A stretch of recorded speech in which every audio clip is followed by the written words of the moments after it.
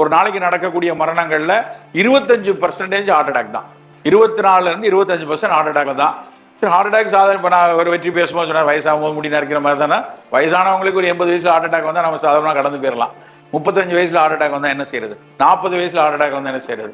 அதை வந்து சாதாரணமாக கடந்துட முடியாது. அது எவ்வளோ பெரிய இம்பாக்டை ஃபேமிலியில் சொசைட்டியில் உருவாக்குங்கிறது அங்கே இருக்கிற அந்த குடும்பத்தார்ட்ட கேட்டால் தான் தெரியும். அப்படி நிறைய மரணங்களை கண்கூடாக பார்த்து கொண்டிருக்கோம். இப்போ ரீசெண்டாக நாங்கள் சந்திக்கக்கூடிய பல்வேறு காரணங்களுக்காக பல மருத்துவர்களை சந்திக்கும் போது அந்த மருத்துவர்கள் எல்லாரும் கேட்கும் போது காமனாக யாரும் மறுக்கிறதே இல்லை. அப்படிலாம் இல்லை சார்னு ஒருத்தர் கூட சொன்னதில்லை. ஆமாம் சார், நாங்கள் ஏதாவது சொல்லிட்டு இருக்கும்போது அவர் வந்து நீங்கள் என்ன 40 வயசு சொல்கிறீங்க, 35 வயசில் ஒருத்தர் இறந்து போயிட்டார். 30 வயசுலன்னா யார்? மெடிக்கல் டாக்டர்ஸு அவங்கள்ட்ட வரக்கூடிய கார்டியாக் பேஷண்ட்ஸை பற்றி சொல்லும்போது யங் ஹார்ட் அட்டாக் பெரிய லெவலில் கூடியிருக்கு. அதை விட அதிகம் வந்து ரொம்ப வேதனையாக இருக்கிறது வந்து கேன்சர் இன்சிடென்ட்ஸ் வந்து கூட்டிகிட்டே இருக்கு. கேன்சர் இன்சிடென்ட்ஸ் கூடுறதுக்கு நமக்கு எல்லாருக்கும் தெரியும் என்விரான்மெண்ட் தான் மேஜர் காரணம். அதாவது லான்செட்டோட இது என்ன சொல்லுவாங்கன்னா 15% தான் மற்ற எல்லா ரீசனும். அதாவது ஃபேமிலி ஹிஸ்ட்ரி இருக்குது, மியூட்டேஷன் இருக்குது, ரேடியேஷன்ஸ்னால டைரெக்டாக வர்றதெல்லாம் 15% தான். 85% வந்து ஃபுட் அண்ட் என்விரான்மெண்ட் பொதுவாக எழுதிடுறான். 85% ஆஃப் கேன்சர். இப்போ முந்தானத்து என்னோட கிளினிக்கில் நடந்த ஒரு சின்ன இன்சிடென்ட். நான் ஒரு 6 மாதத்துக்கு முன்னாடி ஒரு பொண்ணை பார்த்தேன். அந்த பொண்ணு வந்து வேற ஒரு ப்ராப்ளத்துக்காக கைனகாலஜி பிரச்சனைக்காக அவங்க ஃபேமிலியே எனக்கு ரொம்ப தெரிஞ்சவங்க. அவள் கைனகாலஜி பிரச்சனைக்காக வந்திருக்கா. அவள் பேசும்போது அந்த பிசிஓடியை பற்றி ரொம்ப சாதாரணமாக சொல்லிவிட்டு ஒன்றும் இல்லைப்பா எக்ஸசைஸ் பண்ணு நல்லா பண்ணு சரியாக போயிடும் எல்லாம் சொல்லிட்டேன். அதுக்கப்புறம் நான் பார்க்கல. 6 months கழிச்சு அவர் பெரிய ஃபைலோடு என்னை வந்து பார்க்க வந்தால் அந்த பொண்ணுக்கு வந்து she is just 27 year old. அவள் ஒரு போஸ்ட் கிராஜுவேட், நல்லா ஒர்க் பண்ணிட்டு இருக்கிறவ. பார்த்தா அவளுக்கு வந்து ஒரு பிரெஸ்ட்டில் ஒரு லம்ப் இருந்திருக்கு, சின்ன லம்ப் இருந்திருக்கு. அந்த லம்ப் இருந்தோடனே யூஸ்வலாக பெண்களுக்கு வந்து சாதாரணமாக அது ஒரு ஃபைப்ராய்டினோமா ரொம்ப காமனாக வரக்கூடியது. ஒன்றும் இல்லை ஃபைப்ராய்டினோமா தான் இருக்கும்னு சொல்லி அவங்க பார்த்தாங்க. பக்கத்தில் அவங்க டாக்டர் பார்த்துருக்காங்க, ஒன்றும் இல்லைன்னு இருக்காங்க. But she has a little discharge of water from her nipple. ஒரு சின்ன நிப்பிளில் டிஸ்சார்ஜ் இருந்ததுக்கு அவள் நோட்டீஸ் கூட பண்ணலை.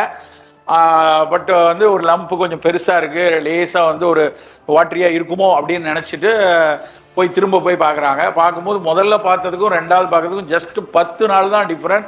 அதுக்குள்ளே கொஞ்சம் சைஸ் பெருசாக இருக்க மாதிரி தெரிஞ்சிருக்கு. எதுக்கும் யோசிக்க வேண்டாமேனா வரிசையாக அவங்க டெஸ்ட் பண்ணுறாங்க. ஒரு மேமோகிராம் பண்ணி பார்த்து அல்ட்ராசவுண்ட் மேமோகிராம், அதுக்கப்புறம் அடுத்தடுத்து டெஸ்ட் கண்டினியூஸாக பண்ணால் ஐடிசின்னு சொல்லக்கூடிய அந்த பால் கோலத்தில் வரக்கூடிய ஒரு புற்றுன்னு தெரிஞ்சு போச்சு. ஐடிசினா இன்டர்டக்டல் கார்சினோமான்னு அந்த மில்க் டக்டில் கேன்சர். 27 வயசு பொண்ணு, நோ ஃபேமிலி ஹிஸ்ட்ரியில் எங்கேயும் யாரும் கிடையாது. அவளுக்கு எந்த பெரிய லெவல் ஸ்ட்ரெஸ் எதுவும் இல்லை. நல்லா ஒர்க் பண்ணிகிட்டு இருக்கிற ஒருத்தாங்க, படித்தவங்க.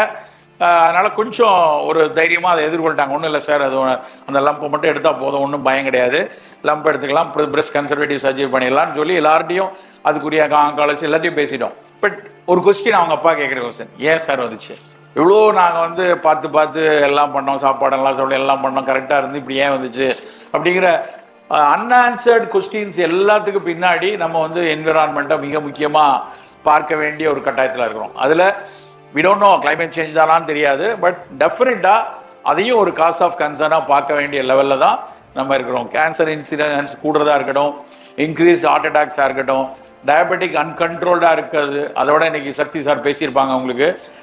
அந்த அவங்க சொல்கிற அந்த பேப்பரை நான் வந்து கிட்டத்தட்ட 7-8 வருஷமாக பல இடங்களில் பார்த்து கொண்டே வரேன். ஒரு 4 வருடம் முன்னாடி வந்து வேர்ல்டு நான் கம்யூனிகபிள் டிசீஸ் காங்கிரஸ்னு ஒன்று டொரண்டோவில் நடந்துச்சு. அது உலகம் முழுக்க இருக்கிற என்சிடி இல்லை அத்தாரிட்டேட்டிவாக வர்ற பீப்புள் எல்லாரும் வச்சு அந்த மாநாடு நடந்துச்சு. நானும் வந்து இங்கேருந்து ஆயுஷ் துறை சார்பாக நான் போயிருந்தேன். அப்போ வந்து ஒரு பங்களாதேஷ்லேருந்து ஒரு பேப்பர், பங்களாதேஷில் உள்ள ஒரு ப்ரொஃபஸர் ஒருத்தங்க, அவங்க வந்து ஒரு பேப்பர் ப்ரெசென்ட் பண்ணாங்க. அவங்க வந்து பங்களாதேஷில் வந்து ஒரு கிட்டத்தட்ட 400-600 கிலோமீட்டர் வந்து கோஸ்டல் ஏரியா அந்த கண்ட்ரியில்.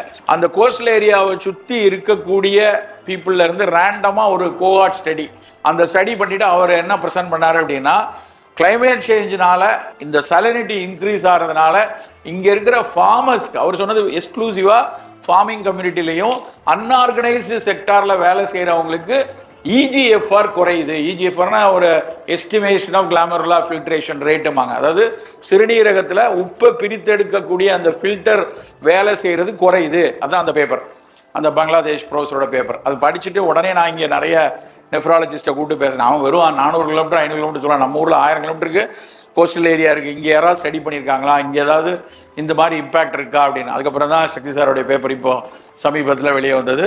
அதை பார்க்கும்போது டெஃபினட்டாக CKD வந்து கூடுது, கிட்னி டிசீஸ் கூடுது.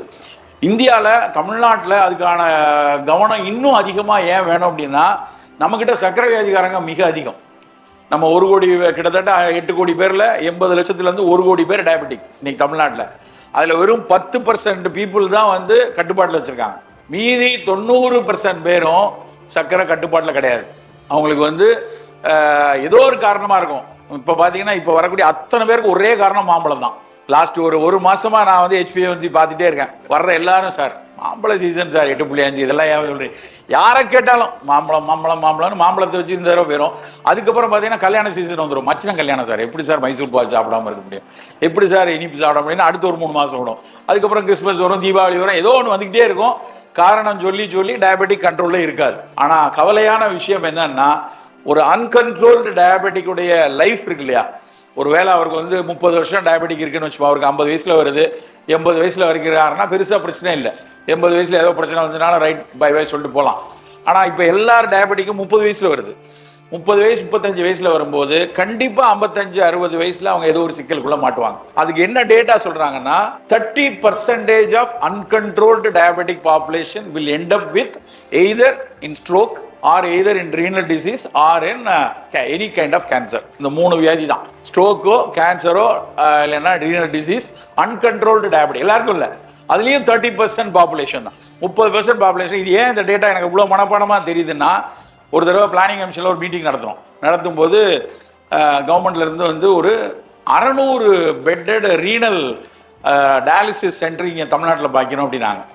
600 டயாலிசிஸ் சென்டர்னா ஒரு டயாலிசிஸ் யூனிட்ல ஒரு நாளைக்கு 6 பேர் பண்ணலாம் சாதாரணமாக. 2-3 மணி நேரம் வச்சு 6.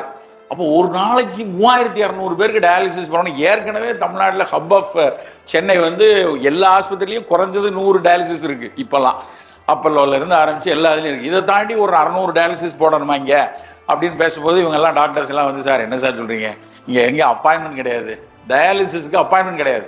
அதுவும் குறிப்பாக மார்னிங்கில் செஷன் இருக்குல்ல, காலையில் டயாலிசிஸ் பண்ணிட்டு மத்தியானம் வேலைக்கு போகணுங்கிறவங்களுக்கு அதுக்கு இடம் கிடைக்காது. அதுக்கு பெரிய ரெக்கமெண்டேஷன் வேணும். அவ்வளோ தூரம் இங்கே வந்து சிகேடி தலைவிரிச்சு ஆடுது இப்போ ரைட் நவ். அப்போ நம்ம சிகேடிக்குள்ளே வரக்கூடாது, டயபெட்டிக்குள்ளே வரக்கூடாதுன்னா ஃபஸ்ட்டு வந்து அந்த ரீனல் ஸ்ட்ரென்த்தை நல்லா வச்சுக்க வேண்டியிருக்கு.